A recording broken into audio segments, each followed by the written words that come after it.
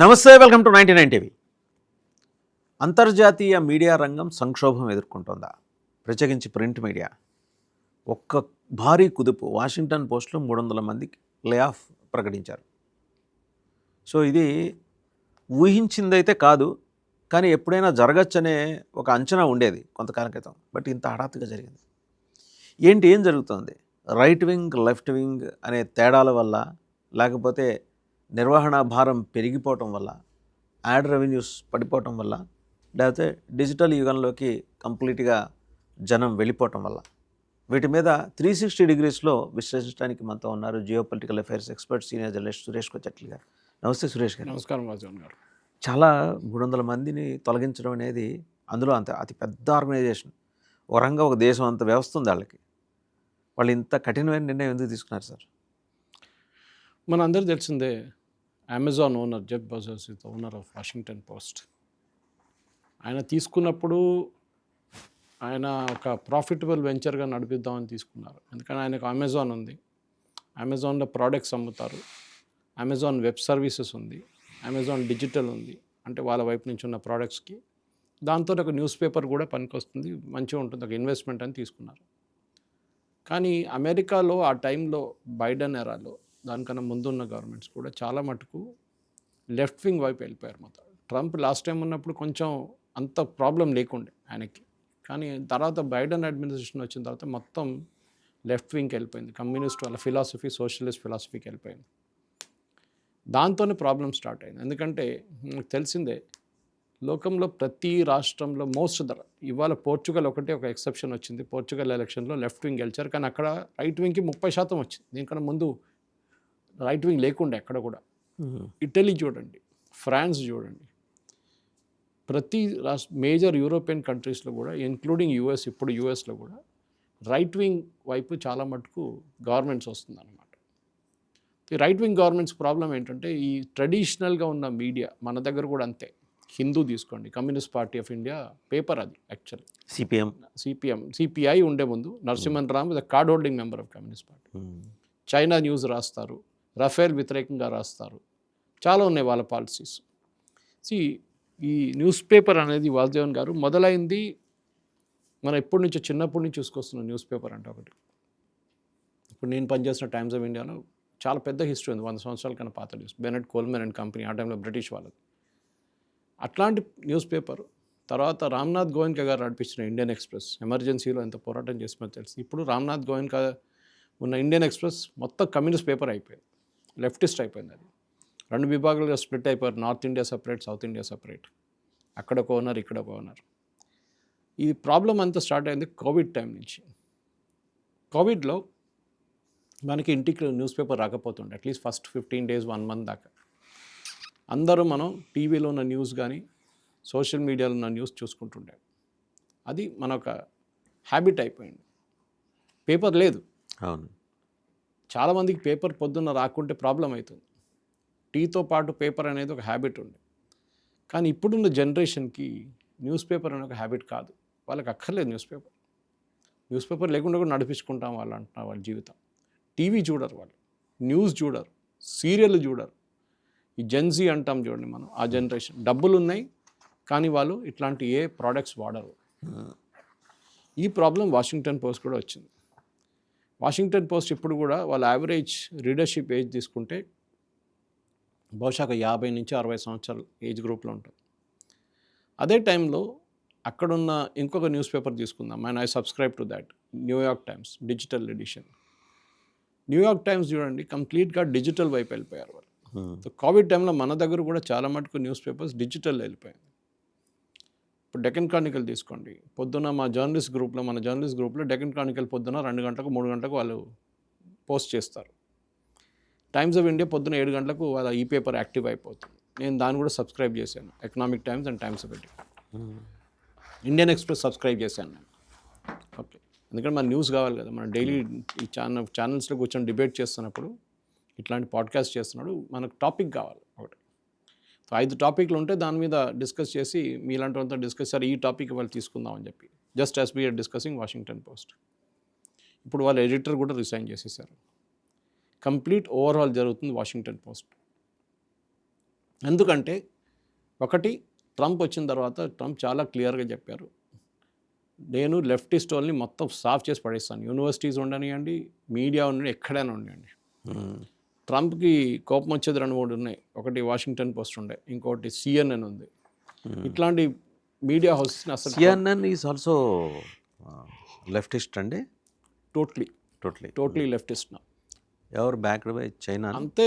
చైనాని కాదు, వాళ్ళది ఏంటంటే ఒక ఫిలాసఫీ. ఇప్పుడు ఇండియాలో తీసుకోండి మీరు, మన దగ్గర Adani Ambani NDTV CNN News 18 కొనే ముందు వీళ్ళందరూ లెఫ్టిస్ట్ ఉండే. అవును. NDTV Pranay complete Gandhi channel ఉండే, అంతే నెహ్రూ ఫ్యామిలీ ఛానల్ ఉండే. అది ప్రణయ్ రాయ్, రాధికా రాయ్ నడిపిస్తున్నప్పుడు, బర్ఖా దత్, రాజ్దీప్ సర్దేశాయిలు ఉంటారు. రాజ్దీప్ సర్దేశాయ్ ఇప్పుడు కూడా అంతే. ఇండియా టుడేలో అందరూ వెళ్ళిపోయారు, ఆయన ఒకరే మిగిలిపోయారు అక్కడ. ఆయన మాట్లాడుతుంది చూస్తే ఏదో కాంగ్రెస్ పార్టీ స్పోక్స్ పర్సన్ లాగా మాట్లాడతారు ఆయన. మేము అందరూ రైట్ వింగ్ బీజేపీ కోసం భజన పడాలని చెప్పట్లేదు, కానీ మీ లీడర్షిప్ ఎక్కడుంది మీకు గుర్తుపెట్టుకోవాలి. మీ లీడర్షిప్ మీ డిజిటల్ ఎడిషన్ కొనడానికి రెడీ ఉన్నారా లేదా? ఇప్పుడున్న జనరేషన్ నేను చెప్పాను చూడండి, వాళ్ళు న్యూస్ పేపర్ చదవరు. సో సర్క్యులేషన్ పడిపోతుంది, కంటిన్యూస్గా పడుతుంది. అడ్వర్టైజింగ్ తగ్గింది. ప్రతి news paper including the biggest one times of India crisis face చేస్తున్నారు. కొన్ని న్యూస్ పేపర్ అయితే నేను పేరు తీసుకొని, కానీ సౌత్ నుంచి ఒక న్యూస్ పేపర్ ఉంది, ఇంగ్లీష్ న్యూస్ పేపర్, పేరు తీసుకున్నాను దీనికన్నా ముందు, కానీ బోనస్ కూడా వాళ్ళ మెయిన్ శాలరీ బోనస్ అది కూడా పే చేయలేకపోతున్నారు వాళ్ళు. చాలా న్యూస్ పేపర్స్ అయితే జీతం టైం కూడా ఇవ్వట్లేదు. అక్కడి నుంచి మనం శాటిలైట్ టెలివిజన్ చూస్తున్నాం, అక్కడ కూడా పెద్ద క్రైసిస్ ఉంది శాటిలైట్ టెలివిజన్లో కూడా. మీరు చూడండి, ఏ శాటిలైట్ టెలివిజన్ అయినా ఇప్పుడు most of them are owned by somebody whose a business interest. ఎందుకంటే ఆన్ దర్ ఓన్ సర్వైవ్ చేయలేరు. కానీ న్యూస్ పేపర్ అట్లా కాదు. న్యూస్ పేపర్ మీకు ప్రతిరోజు ప్రింట్ చేయాల్సి వస్తుంది. అవును. టెలివిజన్ ఛానల్ ఏదో న్యూస్ నడిపించుకుంటూ పోతూనే ఉంటుంది. కానీ న్యూస్ పేపర్ అనేది కంపోజ్ చేయడానికి మనుషులు ఉండాలి, న్యూస్ తెప్పించుకోవడానికి రిపోర్టర్స్ ఉండాలి, ANI లాంటి ఏజెన్సీస్ ఉండాలి, PTI UNI వీళ్ళ ఇన్పుట్స్ ఇస్తారు. మీరు అదంతా కంపోజ్ చేసుకొని పేపర్ తయారు చేయాల్సి. నేను 16 సంవత్సరాలు పనిచేశాను ఈ ఇండస్ట్రీలో. సో అక్కడ మీకు డైలీ ప్రెషర్ ఉంటుంది పేపర్ ప్రొడ్యూస్ చేయడానికి. ఏదో సంవత్సరం 2-3 హాలిడే డెడ్లైన్స్ ఉంటాయి. అబ్బా విపరీతం, హెల్త్ మొత్తం దెబ్బతినేస్తుంది ఆ డెడ్లైన్స్తోని. సో ఎందుకంటే 12 గంటలకు న్యూస్ పేపర్ పోకపోతే రద్దీ అయిపోతుంది. అది న్యూస్ పేపర్ ఒక ఇండస్ట్రీ ఎట్లా అంటే, ఇవాళ కాదు మనం రేపు చేసుకుందామని లేదు, ఇవాళే వెళ్ళాల్సింది. వాళ్ళు రాత్రి 11:59కి వెళ్ళిపోవాలి న్యూస్ పేపర్ ప్రింటింగ్కి. సో ఇట్లాంటి పరిస్థితుల్లో వాషింగ్టన్ పోస్ట్లో జరిగిన ఈ 300 వాళ్ళ 800 మెంబర్ నుంచి న్యూస్ రూమ్ నుంచి 300 మందిని తీసేశారు. చాలా పెద్ద షాకింగ్ అది. ఎందుకంటే ఈయన శశిధర్ కొడుకు కూడా మన ఆయన ట్వీట్ చేశారు Xలో. అందరూ చాలామంది షాకింగ్ అని చెప్పి ఈవెన్ న్యూఢిల్లీ బ్యూరో చీఫ్ని తీసేశారు. సో ఈ పరిస్థితుల్లో మనకి ఇక్కడ ఎవరు సార్ వాషింగ్టన్ పోస్ట్కి they had another guy, I forget his name, ఆయన కూడా ఉన్నారు ఇక్కడ, మన ఆయన కూడా తీసేశారు ట్వీట్ నుంచి. సో అట్లాంటి పరిస్థితుల్లో ఇప్పుడు ఏం చేస్తారు వీళ్ళు? ఎందుకంటే న్యూఢిల్లీ బ్యూరో చీఫ్ని తీసేసిన తర్వాత మీరు యుక్రెయిన్లో ఉన్న బ్యూరో చీఫ్ని కూడా తీసేశారు వాళ్ళు. ఆలోచించండి. సో ఇట్లాంటి పరిస్థితుల్లో వాసుదేవన్ గారు ఏం చేస్తారు ఇప్పుడు? What will the news papers do? ఒక రీఇన్వెంట్ చేయాల్సి వస్తుంది అనమాట.